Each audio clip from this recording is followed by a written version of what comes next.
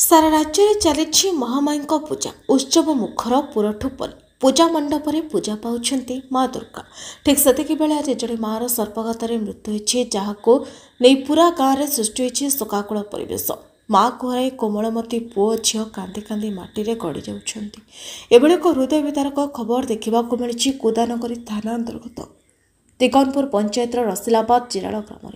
सूचना प्रकाश जिराल ग्राम प्रताप चंद्र राउत पत्नी प्रमोदा राउत गतकाली रात्रि में दुई पिला परिवार सहित नड़ा छपर घरे शोता समय विलंबित रात्रि में एक विषधर साप कामुड़ी देता। हठात प्रमोदा स्वामी को कही संगे संगे पाटकुरा गोष्ठी स्वास्थ्य केन्द्र को नहीं डाक्तर प्राथमिक चिकित्सा पर कटक स्थानांतर करते हेले प्रमोदा कटक बड़ मेडिकल पहुंचवा बेलू तर मृत्यु हो डाक्तर कहते यापर प्रमोदा शव व्यवच्छेद पर ग्राम को आसाला प्रमोदा मर शरीर ग्राम में पहुंचा क्षणी गाँव में शोकाकुल छाया खेली जाता। ग्रामवासी मैंने सहयोग कर प्रमोदा शव सत्कार निमंते चित्रतोला नदी को नहीं स्त्री मृत्यु पर प्रताप संपूर्ण भाव में भांगी पड़ी। प्रताप चंद्र राउत जड़े अभावी दिन मजुरिया श्रेणी परिवार अटंती।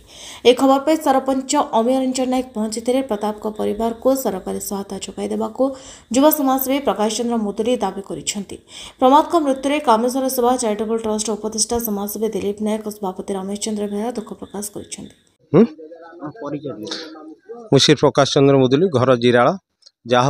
दुखद घटना आम गाँव में जड़े दिन मजुरिया से प्रताप चंद्र राउत धर्मपत्नी काली राति गोटाई बेले सर्प कामुड़ार आघात हो प्रथम पाटकुरा स्वास्थ्य केन्द्र पाटकुरार डॉक्टर कटक स्थानांतरित कले 5:40 देहांत हो जाए। जेहेतु से लोक प्रताप चंद्र राउत से दिन मजुरिया जमी गुंठे ना सरकारी अनुदान किसी ना घर खंडिया ना चाल घर शोकनी बाप झुओ पुओ माँ 4 जन शोकनी आज देहांत हो जाए। बहुत दुखद घटना आउ सरकार पाखे मु निवेदन करुच्ची गोटे समाजसेवी हिसाब से यह उपयुक्त न्याय मिलू आ तुरंत केमी गवर्नमेंट तरफ जिते प्रकार सहयोग करेंगे आम अंचलवासी तथा मु समस्ते आम चिर उपकृत हो एवं एतिकी आम निवेदन आ जो मीडिया भाई मानू माध्यम आपण मानू आम निवेदन करुचु। कौन कहि आमर घर द्वार ना गोटे चपर घर चाल घर से आम पुओ झुओ आम सब शोलु राति अधे मो स्त्री गुड़े को साप कामुला से गोटे रात पाटकुरा मेडिकल नेली डॉक्टर ट्रिटमेंट कले दाजू कले ना बहुत सीरीयस हो कटक मुझे रेफर कर दूँ कटक राति जाए भोर भोर पहुँचली 5:10 10:15 डॉक्टर चेक कर सारापर 5:40 मृत्यु घोषणा भी कले। सरकार में कहते मोर तो घर ना द्वार ना मुझे बहुत गरीब श्रेणी लोक मजूरी लगे भात 2टा खाइबी आ मोर तो पुओ झिल 2टा।